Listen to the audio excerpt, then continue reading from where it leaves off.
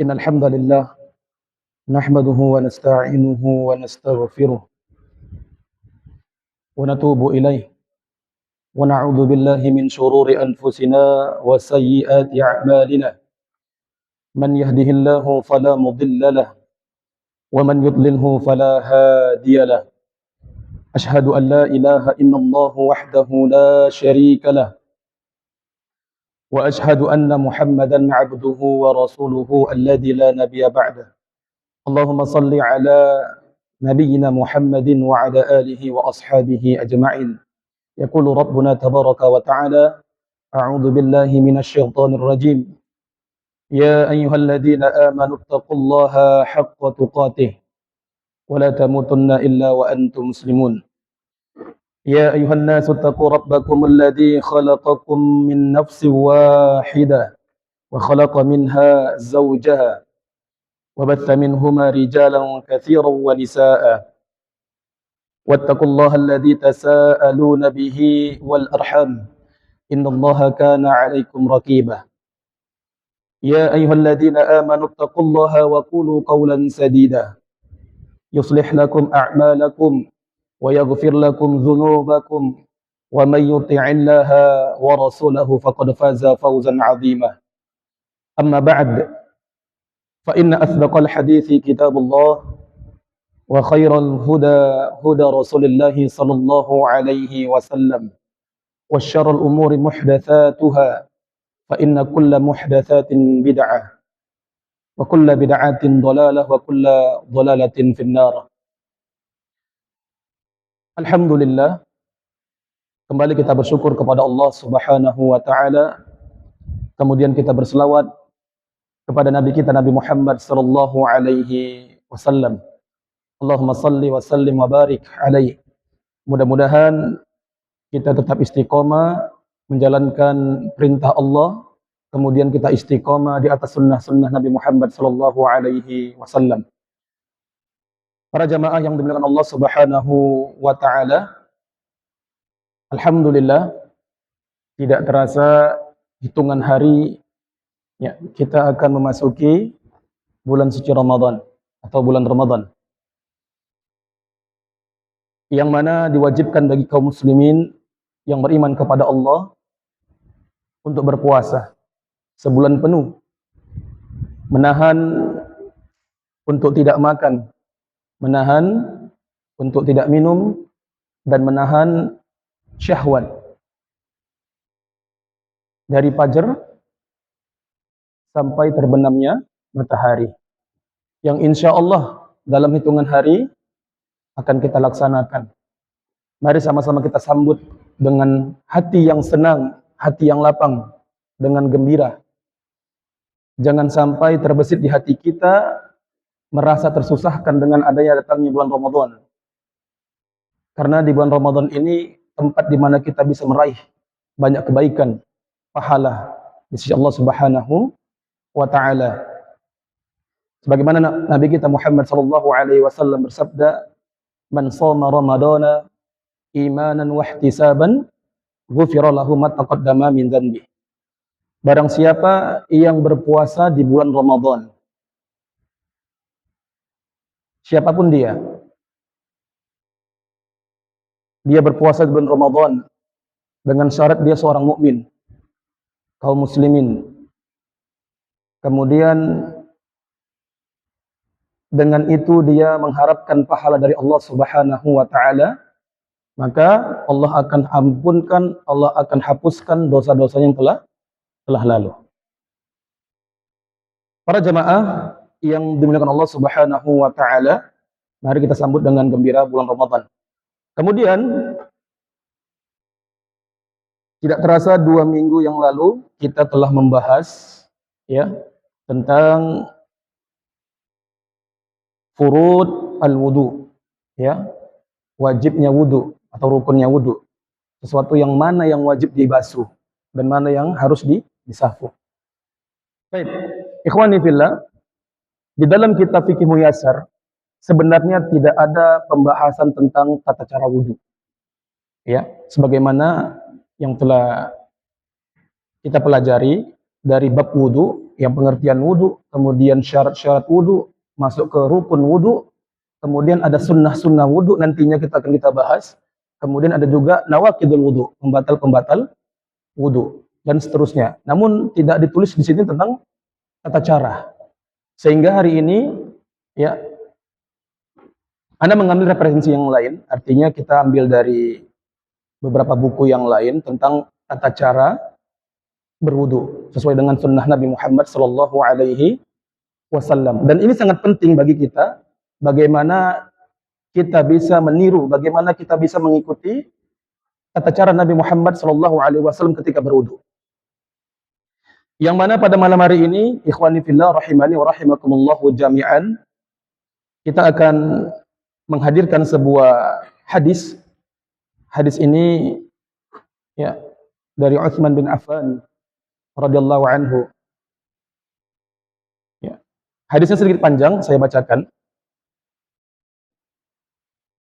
Hamrana maula Utsman akhbarahu anna Utsman bin Affan radhiyallahu anhu da'a biwudu fatawadda faghasala kaffaihi thalatha marrat thumma madmada wastanthar thumma ghasala wajhahu thalatha marrat thumma ghasala yadahu al-yumna ila al-mirfaq thalatha marrat thumma ghasala yadahu al-yusra mithla dhalika ثم مسح رأسه ثم غسل رجله اليمنى إلى الكعبين 3 مرات ثم غسل اليسرى مثل ذلك ثم قال رأيت رسول الله صلى الله عليه وسلم توضأ نحو وضوء هذا ثم قال رسول الله صلى الله عليه وسلم من توضأ نحو وضوء هذا ثم قام فركع ركعتين la yuhaddithu fihima nafsahu ghufira lahu ma taqaddama min dhanbi. Kita perhatikan ikhwani fillah. Humran, pembantu Utsman, menceritakan bahwa Utsman bin Affan radhiyallahu anhu pernah meminta air untuk berwudu. Kemudian dia ingin berwudu. Beliau membasuh kedua telapak tangannya sebanyak 3 kali. Kemudian berkumur-kumur diiringi memasukkan air ke hidung. Kemudian membasuh mukanya atau wajahnya sebanyak 3 kali. Kemudian membasuh tangan kanan sampai siku 3 kali. Kemudian mencuci tangan yang kiri sebagaimana mencuci tangan yang kanan. Kemudian mengusap kepala. Kemudian membasuh kaki kanan sampai mata kaki 3 kali. Kemudian kaki kiri seperti itu juga. Kemudian Utsman bin Affan radhiyallahu anhu berkata, aku melihat Rasulullah sallallahu alaihi wasallam pernah berwudu seperti wuduku ini. Kemudian Rasulullah sallallahu alaihi wasallam bersabda, barang siapa berwudu seperti wuduku, kemudian dia sholat 2 rakaat dengan khusyuk, dalam arti dia tidak memikirkan urusan dunia dan tidak punya kaitan dengan sholat yang lain, maka Allah akan mengampuni dosa-dosanya yang telah lalu. Ikhwani fillah rahimani wa rahimakumullahu jami'an. Dapat kita preteli, dapat kita simpulkan, yang pertama sekali ya, tata cara sholat yang harus kita laksanakan, ya, yang pertama sekali adalah berniat. Ya, berniat. Dan niat itu ikhwani fillah rahimani wa rahimakumullahu jami'an, niat itu letaknya di dalam hati. Tidak ada lafaz niat. Sebagaimana Syekhul Islam Ibnu Taimiyah rahimahullahu taala mengatakan, letak niat adalah di hati, bukan di lisan. Hal ini berdasarkan kesepakatan para ulama kaum muslimin dalam segala macam ibadah, termasuk salat. Ya, termasuk salat, taharah, zakat, haji, puasa, memerdekakan seorang budak, berjihad di jalan Allah dan lain sebagainya. Jadi bentuk ibadah niat itu di dalam hati. Ya. Mungkin selama ini kita pernah mendengarkan bagaimana seorang atau masyarakat ketika membayar zakat pakai niat, Pak, ya. Benar, Pak. Ketika ingin akad untuk zakat mereka pakai niat dan menyebutkan, ya. Sedangkan niat itu di dalam hati. Sehingga ikhwani fillah, yang pertama sekali yang harus kita siapkan adalah niat. Apa niatnya? Niat untuk mengangkat hadas. Kalau kita tidak meniatkan ini, ya, maka tidak ada wudhu bagi kita. Niat itu adalah keinginan untuk melakukan kegiatan. Jadi niatkan dari awal. Ini langkah-langkah pertama yang harus kita siapkan. Yang pertama adalah niat. Kemudian yang kedua, membaca bismillah. Baik. Ustaz, membaca bismillah ini hukumnya wajib atau sunnah, Ustaz? Di sini ada perbedaan para ulama, ikhwani fillah. Ya. Ada yang mengatakan wajib dan ada yang mengatakan sunnah. Sebagaimana sabda Nabi Muhammad sallallahu alaihi wasallam, la wudu liman lam yuzkar ismallaha alaihi. Tidak ada wudu bagi seseorang yang ia tidak menyebutkan nama Allah Subhanahu wa taala. Dan pendapat yang paling kuat, pendapat yang paling rajih, ya, sebagaimana buku ini meletakkan bahwasanya tasmiyah, bacaan bismillah itu hukumnya sunnah. Namun kalau seandainya di antara kita ada yang menganggap itu wajib, ya, maka tatkala kita berwudu, kita lupa membaca, kita tidak membaca bismillah, maka tidak sah wudu kita. Maka di sini kita sampaikan bahwasanya terjadi perbedaan antara kalangan ulama. Ya, yang pendapat yang rajih adalah hukum bismillah, mengucapkan bismillah ketika berwudu adalah sunnah. Ikhwani rahimani rahimakumullahu jami'an. Kemudian yang ketiga, langkah yang ketiga, membasuh kedua telapak tangan sebanyak 3 kali.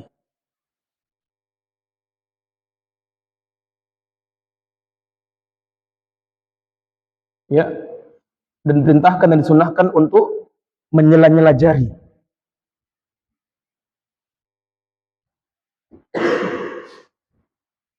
Kira-kira membasuh kedua telapak tangan ini, Pak, masuk nggak pembahasan kita tentang furudu al-wudu, wajibnya wudu? Tidak, ya? Berarti ini hukumnya sunnah. Yang keempat, mengambil air dengan tangan kanan, lalu dimasukkan dalam mulut. Ya, tamat madhah, berkumur-kumur.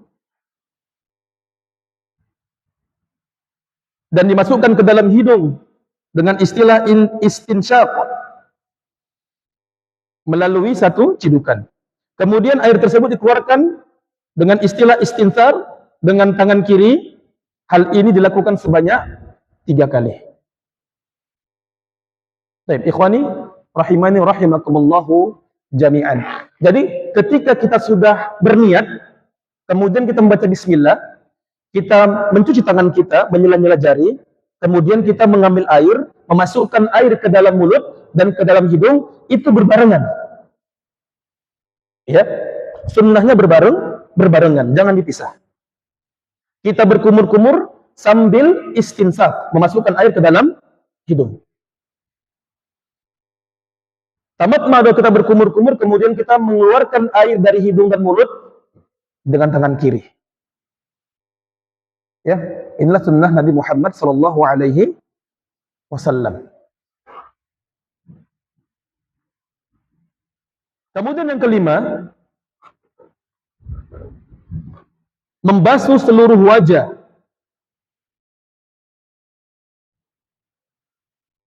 Kemudian menyela-nyela jenggot. Ya, membasuh seluruh wajah dan menyela-nyela jenggot. Ustaz, yang dikatakan wajah gimana, Ustaz? Ya, jumhur ulama mengatakan, ikhwani fillah, yang dikatakan wajah adalah antara batas daging yang tumbuh dekat telinga. Ya, ini wajah.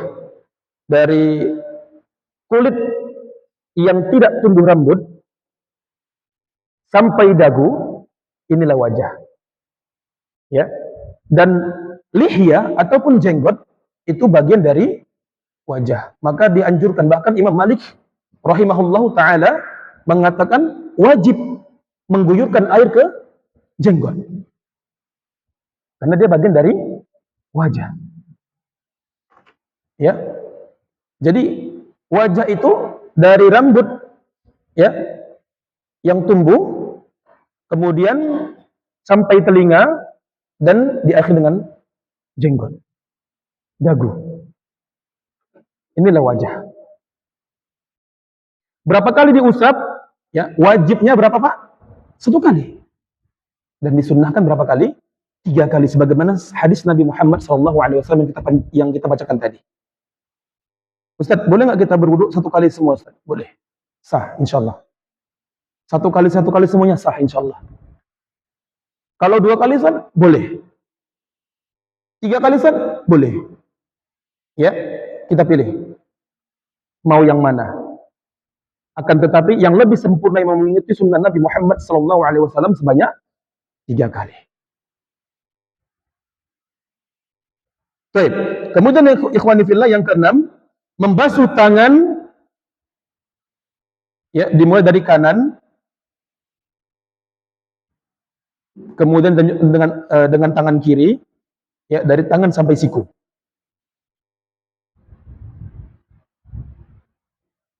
Dan di sini juga disunahkan untuk menyela-nyela jari. Ikhwani rahimani rahimakumullahu jami'an. Poin yang keenam ini ikhwani fillah, ya, kita berwudu, ketika kita membasuh tangan kita, ya, kita ambil dari ujung sampai siku. Ya, dari ujung sampai siku. Diusahakan apa yang lengket di tangan kita, sesuatu yang menghalangi air, kita bersihkan.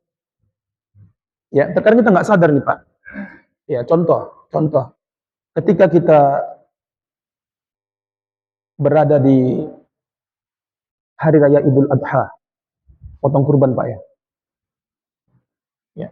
Sebagian ikhwan, tatkala dia memotong daging, itu otomatis tangannya itu ada darah. Dan kalau darah Pak, kalau kering dia kena kulit, ya kira-kira menyerap nggak air wudhu itu? Tidak. Ya.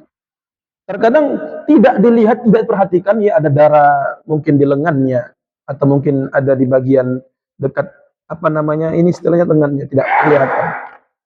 Ya.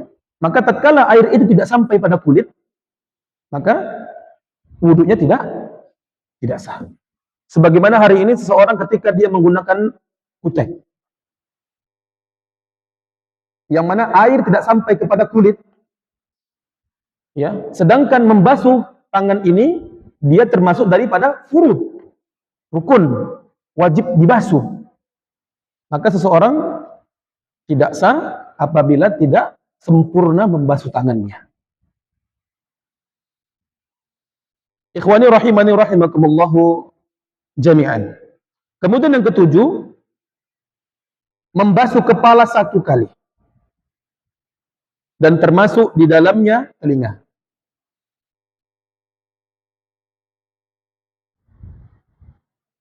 Rasulullah Shallallahu Alaihi Wasallam bersabda, al-uzunaini minar ra'si.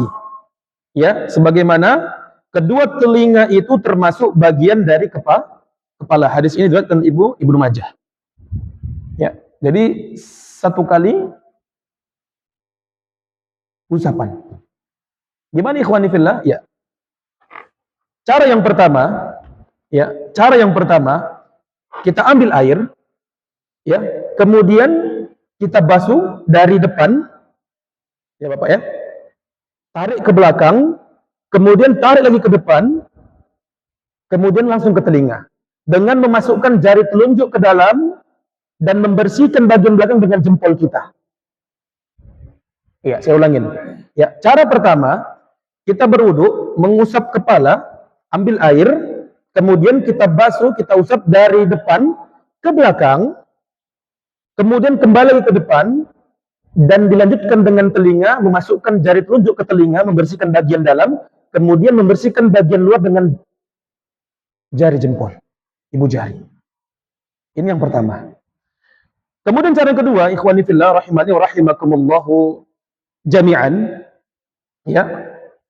Cara yang kedua, Nabi Muhammad SAW pernah menyapu kepala, artinya tidak merusak tatanan rambut.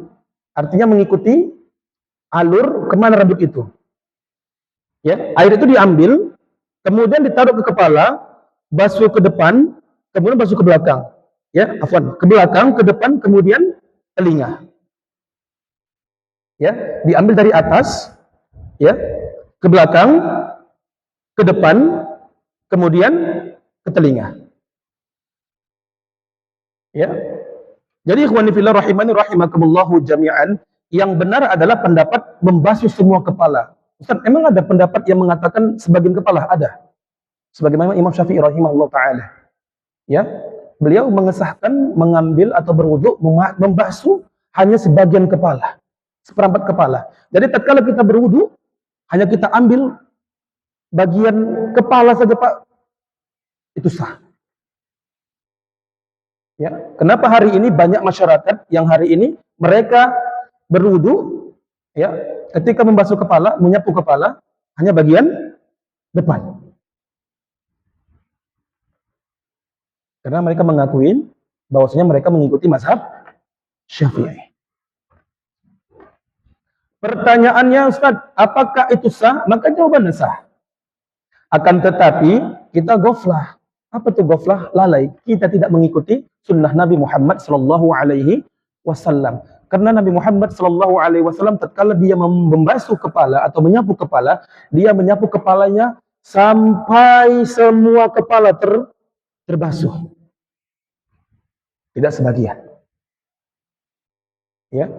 Kemudian ada juga riwayat dari Muawiyah yang mana Rasulullah SAW pernah berwudu menyapu kepala itu, diambil air, kemudian air itu dituangkan di kepala, kemudian dibasuh langsung ke telinga. Ya, ini juga sah. Yang mana hadis ini diriwayatkan oleh Muawiyah. Jadi ikhwani fillah rahimani rahimakumullahu jami'an, itulah versi-versi dalam menyapu kepala, ya. Maka silakan, ketika memang itu masih ada dalilnya maka lakukan, ya. Namun pendapat yang lebih kuat adalah kita membasuh semua kepala, bukan sebagian. Dan ini pendapat Imam Ahmad rahimahullahu taala. Para jemaah rahimani rahimakumullahu jami'an. Kemudian kita membasuh kaki sebanyak 3 kali, mendahulukan kaki kanan, kemudian dilanjutkan dengan kaki kiri, dan tidak lupa pula disunahkan untuk menyela-nyela jari agar air itu sampai kepada kulit. Baik, ikhwani rahimani wa rahimakumullahu jami'an. Inilah tata cara wudhu Nabi Muhammad sallallahu alaihi wasallam, ya. Boleh kita lakukan dengan sekali, boleh 2 kali, boleh 3 kali, namun sunnahnya 3 kali. Semua 3 kali kita basuh kecuali kepala. Karena Nabi Muhammad sallallahu alaihi wasallam, ya, mencontohkan kepada para sahabat ketika membasuh kepala hanya sekali jalan. Dari depan ke belakang, ke depan lagi, langsung ke telinga.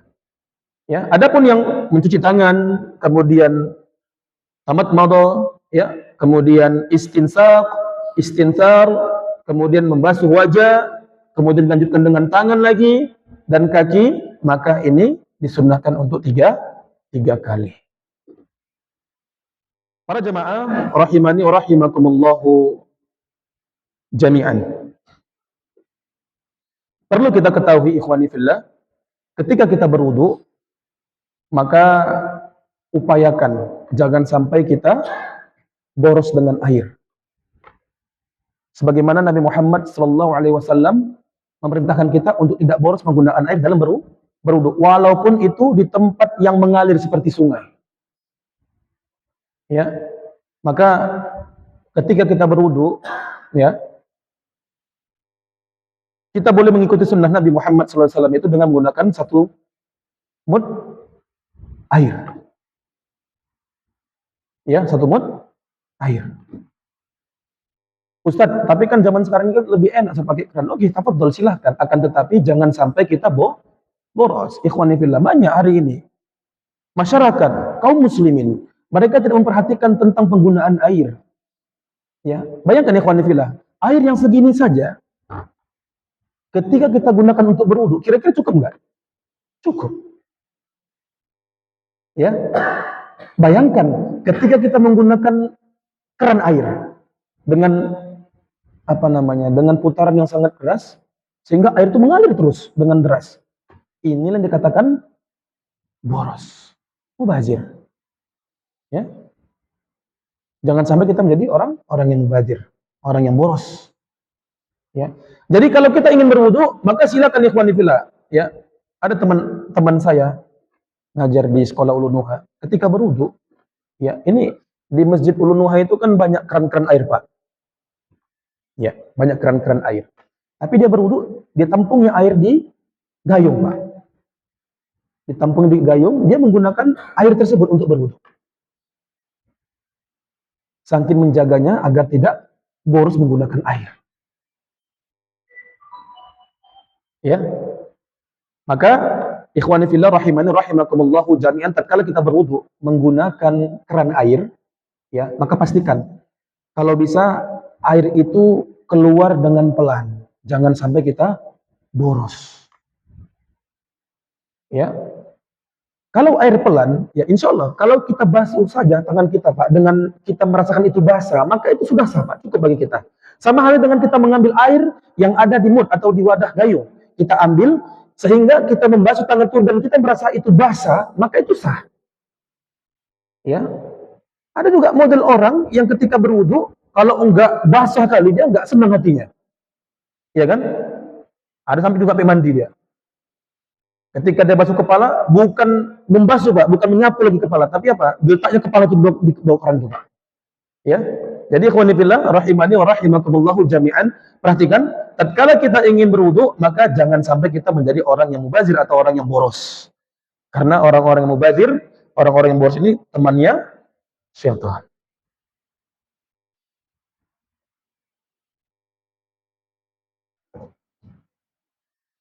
Kemudian ikhwani fillah rahimani wa rahimakumullahu jami'an, yang terakhir, ya. Tatkala kita sudah membasuh semuanya, apa langkah yang harus kita lakukan? Berdoa.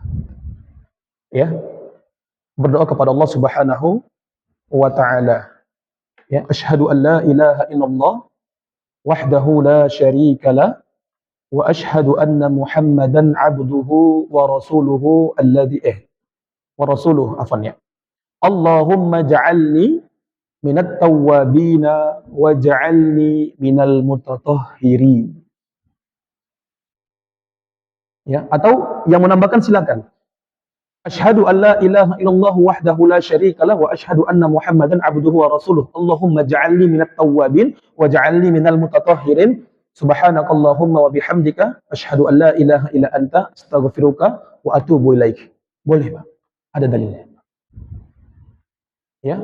Yang tidak ada dalilnya, Allahumma ja'alni minat tawwabin wa ja'alni minal mutatahhirin wa ja'alni min ibadika salihin. Kalimat terakhir ini adalah bukan diucapkan oleh Nabi Muhammad sallallahu alaihi wasallam. Dan dia bukan termasuk dari hadis Nabi Muhammad sallallahu alaihi wasallam. Jadi hendaklah kita berhati-hati dalam mengucapkan doa. Ya. Allahumma ja'alni minat tawwabin wa ja'alni minal mutatahhirin. Kelas selesai. Jika mau tambah subhanakallahumma bihamdika asyhadu an la ilaha illa anta astaghfiruka wa atubu ilaik. Inilah doa yang dianjurkan, yang diajarkan oleh Nabi Muhammad sallallahu alaihi wasallam. Baik, para jamaah rahimani wa rahimakumullahu jami'an.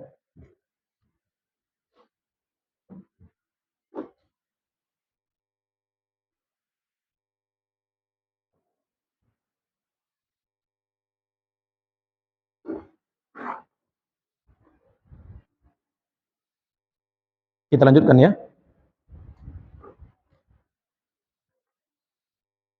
kita masuk ke al-mas'alatul khamisah, yaitu pembahasan yang kelima, sunanu al-wudu atau sunnah-sunnah wudu. Sunnah-sunnah wudu diantaranya yang pertama, ya, sebagaimana telah kita sampaikan tadi, tasmiyah fil awal, yaitu membaca bismillah tatkala kita ingin memulai wudu. Ya. Sebagaimana sabda Nabi yang telah kita sampaikan tadi, la wudu liman lam yuzkarullah asma'u alaihi. Ya, la wudu liman lam yuzkar asmallah alaihi. Tidak ada wudu bagi seseorang ketika dia tidak mengucapkan lafaz Allah. Kemudian ikhwani fillah, langkah yang kedua yang disunnahkan oleh Nabi Muhammad sallallahu alaihi wasallam adalah as-siwak, bersiwak. Ya. Bersiwak dengan apa? Dengan kayu arok, ya, yang ada di Jazirah Arab. Kalau tidak menggunakan siwak atau tidak ada siwak di tangan kita, maka boleh dengan jari jemari kita membersihkan mulut kita agar bersih. Ya. Kenapa disunahkan? Sebagaimana sabda Nabi Muhammad sallallahu alaihi wasallam, "Laula an asyqa ala ummatin la amartuhum bisiwak inda kulli shalah." Yang artinya, kalaulah tidak memberatkan atas umatku, ya, kata Nabi Muhammad sallallahu alaihi wasallam, la amartuhum bisiwak, maka aku akan perintahkan mereka untuk bersiwak inda kulli al-wudu, setiap kali berwudu. Hadis ini dikeluarkan oleh Imam Ahmad. Kemudian yang ketiga, ghuslul kaffain salasa fi awal wudu, ya. Sebagaimana tadi sudah kita sampaikan, membasuh kedua tangan sebanyak 3 kali di awal wudu. Kemudian yang keempat, al-mubalaghah fil matmad wal istinsaq li ghairi shaim. Menyalurkan atau memasukkan air ke dalam mulut dan hidung. Berarti tamat madha dan istinsyaq termasuk sunnah. Ya, walaupun ada para ulama yang mengatakan wajib. Karena mengatakan hidung dan mulut itu termasuk dari wajah. Ya, namun pendapat yang kuat adalah ini disunnahkan.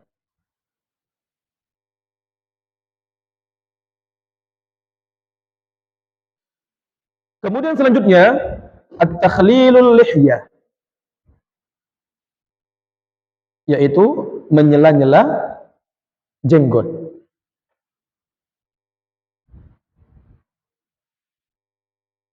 Hatta yadkhulul ma' fi dakhiliha, sampai air itu benar-benar sampai kepadanya.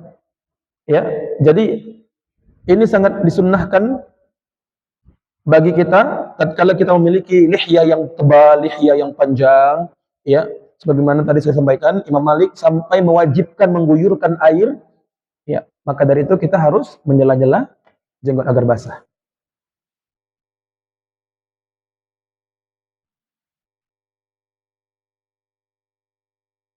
Kemudian mendahulukan yang kanan daripada yang kiri ketika hendak membasuh tangan dan kaki atau membasuh kedua tangan dan kaki.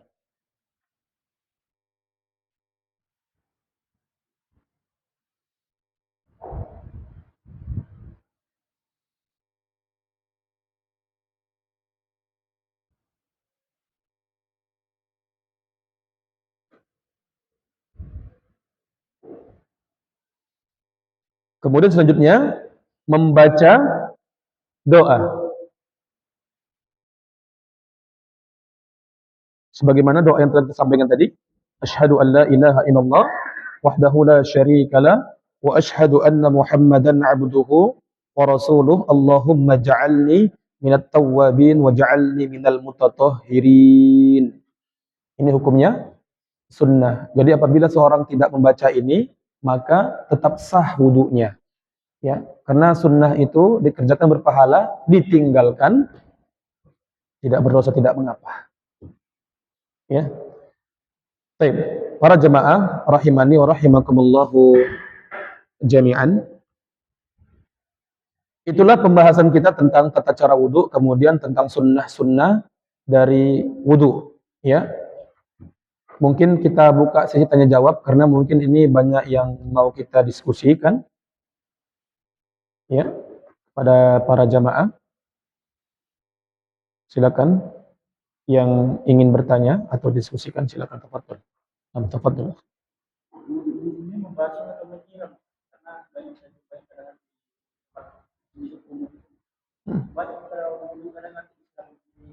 Iya.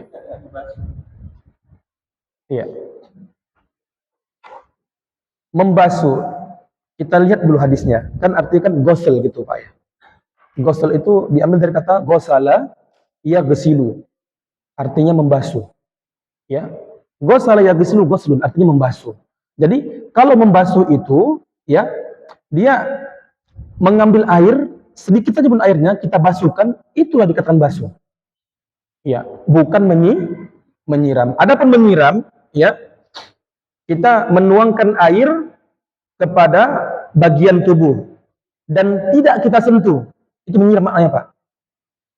Jadi jelas di sini, Pak ya. Ghusl itu artinya membasuh. Ya. Mungkin Bapak sering lihat tuh, Pak ya, masyarakat ketika membasuh kaki, Pak ya. Iya, saya juga pernah ataupun sering kita lihat seperti itu jamaah. Iya. Benar. Jadi ini kesalahan para masyarakat ketika mereka berwudu, mereka tidak memahami makna ghusl tadi. Ghusl itu membasuh. Jadi seseorang yang hari ini mereka hanya menyiram, ya dikhawatirkan tidak masuk, Pak. Ya, tidak masuk air itu. Tidak menyentuh kulit. Karena air itu ya akan meresap dia ke dalam tubuh kita apabila kita basuh, kita gosok-gosok. Jelas, Pak ya? Kita gosok-gosok, kita basuh. Ya. Makanya saya pernah melihat orang terdekat saya, adik saya, ketika dia berwudu, ya masih mending Pak pakai keran, dia pakai gayung disiram begini, disiram begini. Nah, bilang ulangin, nanti nggak makna basuh. Membasuh itu pakai tangan, ya, maka dia mengulanginya. Nah gitu Pak. Baik, barakallahu fiik. Ada lagi ikhwani fillah? Nah, silakan.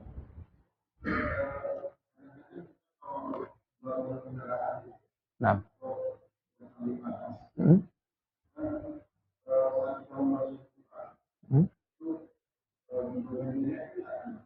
Ya. Kita tambah gitu ya.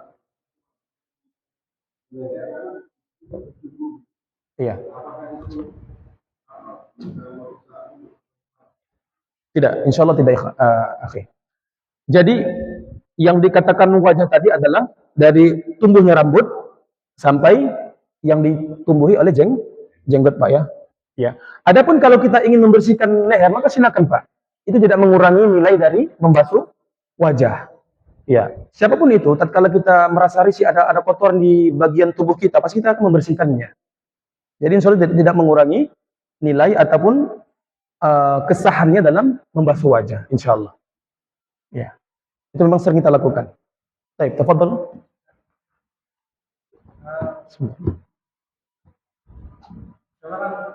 Bulan Ramadan kita sedang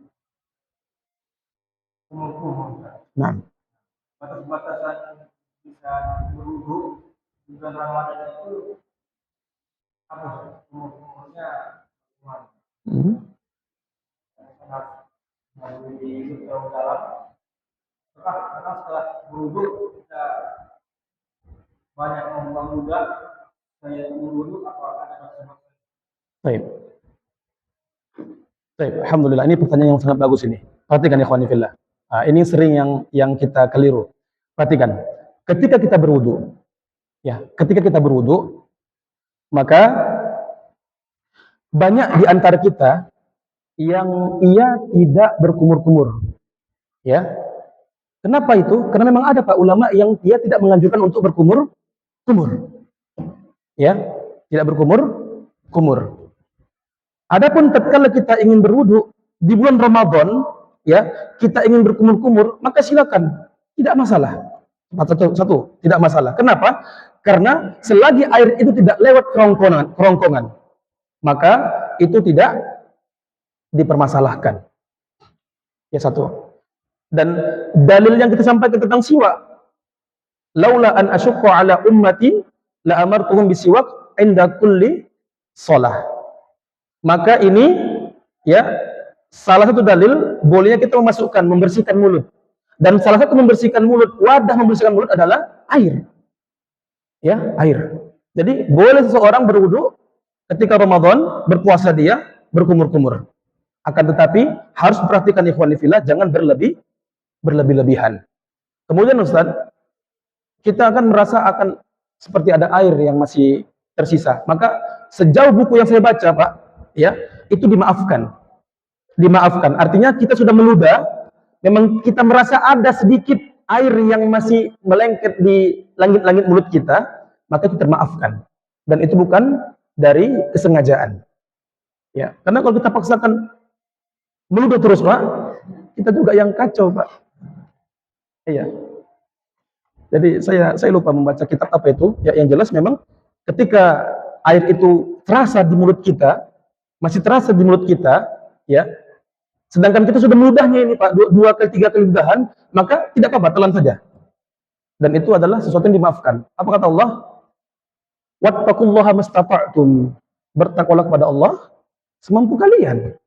Ya, dan kita paksakan kita buang sampai habis ludah kita. Sehingga kita bisa batal puasa kita nanti. Capek kan, haus kita minum kita. Apalagi Pak, kalau sudah kering lidah kita, air ludah kita nih Pak. Di sini Pak, terasa itu Pak. Telat gitu Pak ya. Nelan pun sakit, ya seperti itu ikhwani fillah. Ya. Jadi ikhwani fillah rahimani rahimakumullah jami'an, silakan ketika antum ingin mengambil pendapat yang tidak boleh berkumur-kumur ketika Ramadan silahkan. Ya. Ketika kita mengambil pendapat yang boleh berkumur-kumur, ya, dengan kita mengikuti sunnah Nabi untuk membersihkan mulut, ya karena kita disunnahkan untuk membersihkan mulut. Kemarin kita telah membahas siwak. Bagaimana tatkala kita ingin pulang menjumpai istri kita, maka kita harus bersiap-siap dengan apa? Dengan siwak, sebagaimana Nabi Muhammad SAW ketika dia ingin pulang, apa yang diawalinya? Bersiwak, membersihkan mulut. Ya. Sama halnya juga ketika seorang ibu, seorang istri memasak, boleh nggak dia mencicipinya? Boleh. Mencicipi rasa Pak ya. Akan tetapi harus dibuang kembali. Jangan sampai lewat kerongkongan. Ya, maka ini diperbolehkan karena banyak mudaratnya Pak tatkala masak ini nggak dirasai Pak. Ya, udah lapar kita dari pagi sampai sore, tiba-tiba kita makan kehasilan, mudaratnya pasti banyak Pak. Ya entah suami itu marah ya kan atau gimana. Jadi untuk menghandle itu ya para ulama sepakat tidak mengapa asalkan dibuang kemudian tidak ditelan. Barakallahu fikum. Mungkin terakhir Pak pertanyaan Bapak. Sebentar Pak, ada pertanyaan tadi. Ya. Apakah bersalaman terhadap non-muslim atau orang kafir membatalkan wudu? Baik. Ya, laki-laki tentunya, bukan perempuan. Laki-laki. Baik, ahsan Pak. Baik, barangkali Pak telah kita sampaikan bahwasanya orang non-muslim, orang kafir itu Pak, secara fisik dia tidak najis Pak. Tapi secara akidah mereka najis. Oke, sepakat kita Pak ya. Ya, jadi jangan katakan orang itu najis itu kita sentuh, nggak boleh, nggak bukan gitu Pak. Jadi zahir mereka itu tidak najis. Jadi ketika kita bersalaman bersentuhan sama mereka itu tidak membatalkan wudu. Jangankan sama mereka yang laki-laki Pak, sama istri kita saja pun tidak membatalkan wudu. Sebagaimana Nabi Shallallahu Alaihi Wasallam ketika hendak ingin berangkat ke masjid, maka ketika itu pula dia mencium istrinya dan beliau tidak berwudu kembali. Ya, tapi kalau pendapat imam-imam ya, kalau kita bahas imam-imam seperti Imam Malik, ketika kita menyentuh wanita istri kita dengan syahwat, syarat dengan syahwat Pak, maka batal. Ya. Begitu Pak. Apalagi ini laki-laki, laki-laki, insyaallah tidak membatalkan wudhu. Baik. Tapi kalau misalnya dia megang, mohon maaf ya, babi, dia megang anjing, kemudian disalamkan ke tangan bapak, nah, ya, baik. Ada tadi Pak? Ada izin, ada dua pertanyaan. Oke, silakan. Yang pertama berkaitan dengan batas mengusap kepala pada wanita, apakah tetap di kepala baru balik lagi atau di panjang rambutnya, misalnya wanita itu rambut panjang. Lalu yang kedua berkaitan dengan penafsiran surah Al-Maidah tentang kita wudhu. Di surah Al-Maidah itu memisahkan antara basuh dan mengusap. Jadi secara jogetnya perintah usap itu teknisnya seperti apa? Apakah memang harus menumpahkan langsung atau sekedar tangan ini basah? Iya, nah, baik. Alhamdulillah, baik. Ini pertanyaan terakhir ikhwan fillah ya. Jadi kita setelah kita azan langsung salat. Jadi para jamaah yang dimuliakan Allah Subhanahu wa taala, perlu kita ketahui bahwasanya tidak ada perbedaan wudu antara laki-laki dan perempuan. Satu. Jadi sebagaimana ketika rambut perempuan panjang, ketika ingin membasuh kepala, maka dia tidak mesti membasuhnya sampai rambut mengikuti rambutnya. Cukup sampai belakang kepala, Pak. Sampai belakang kepala kemudian kembalikan. Seperti itu, Pak. Ya, tidak mesti membasahi rambut karena perintahnya disuruh membasahi kepala, bukan membasahi rambut. Jelas, Pak ya? Itu secara gamblang kita memahaminya. Kemudian pertanyaan kedua, ya, tentang tafsiran surah Al-Maidah tadi, mengusap itu apakah sama dengan membasuh? Ya. Jadi ikhwani fillah perlu kita ketahui, yang dikatakan basuh itu kita mengambil air, kemudian kita tuangkan, kita basuh.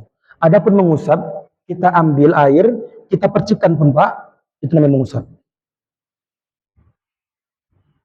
Ya, membasuh itu ya lebih banyak dominan airnya daripada mengusap. Seperti itu Pak. Ya, jadi kalau kita mengambil air dari wadah yang kecil, kita ambil, membasuh tangan, kita ambil misalnya kan, atau wajah lah kita katakan, wajah itu, kita ambil, airnya membasuh. Ada air yang terikut. Air yang terikut, artinya air itu memang ada Pak. Adapun mengusap, ya, diambil, kita percikan juga, ya, kemudian kita usap. Ya. Namun sebagaimana ya riwayat dari Muawiyah yang saya sebutkan tadi Pak, ya. Nabi pernah tatkala berwudu mengambil air, dituangkan ke kepala, kemudian dibasuh. Nah, gitu Pak. Ya. Sehingga ikhwan fillah rahimani wa rahimakumullahu jami'an, ya. Mungkin nanti sama-sama kita murojaah, ya. Karena insyaallah kalau jumpa pertanyaan seperti ini Pak, yang memang kita nih kurang membaca buku akan saya cari Pak. Dan pertanyaan-pertanyaan dari para jamaah ini sebenarnya memang melatih para dai untuk lebih banyak membaca buku. Jadi ikhwani fillah rahimani rahimakumullahu jami'an, ya. Terkait masalah ini, jika belum puas nanti insyaallah akan kita sampaikan lagi di pekan yang akan datang atau mungkin perjumpaan yang setelah ini. Kalau memang seandainya kita libur di Ramadan, maka kita lanjutkan setelah Ramadan, ya. Jika sekiranya belum tersampaikan, belum terpuaskan dengan jawaban ini, ya, itu sebatas dari buku yang saya baca Pak, ya. Kemudian ikhwani fillah rahimani wa rahimakumullahu jami'an, ya, sebelum ana tutup, ana ingin menyampaikan kepada antum semua, ketika nanti Ramadan, ya, sebagaimana asar yang telah kita dengarkan di media-media sosial atau mungkin kita pernah baca buku, ya, tentang bukti bagaimana seorang imam yang sampai bisa mengkhatamkan Al-Quran sebanyak 60 kali. Siapakah beliau? Imam Syafi'i. Dan ternyata Pak, ketika diuji sama seorang hafiz, dia membaca Al-Quran itu 10 jam mampu mengkhatamkan Al-Quran. Mengkhatamkan Al-Quran. Berarti kalau 2 kali khatam, dia membutuhkan waktu 20 jam. Ya, sehingga terbukti. Dan kata muhafiz tersebut, ketika kita membaca dengan tartil yang cepat, maka kita hanya butuh waktu 7 jam untuk bisa menghatamkan Al-Quran dari Al-Fatihah sampai surah An-Nas. Ya, jadi benarlah, terbuktilah bahwasanya memang benar bahwasanya Imam Syafi'i menghatamkan satu hari dua kali. Ya, dalam tilawati Quran. Jadi anak nasihat kepada diri anak, kepada kita semua ikhwani fillah, minimal harus adalah kita 1 kali khatam Pak dalam sebulan itu, minimal sekali Pak. Ya, ini pesan anak kepada kita semua sebelum kita menjumpai Ramadan. Mudah-mudahan kita termasuk orang-orang yang ahlul Quran, yang senantiasa membaca Al-Quran, senang dengan Al-Quran. Ya, dan mohon maaf atas segala kekurangannya, yang datang kekurangan itu dari saya pribadi. Kemudian adapun hal-hal yang benar tentang Allah Subhanahu wa taala, kita tutup dengan doa kafaratul majlis. Subhanakallahumma wa bihamdika asyhadu an la ilaha illa anta astaghfiruka wa atubu ilaik. Assalamualaikum warahmatullahi wabarakatuh.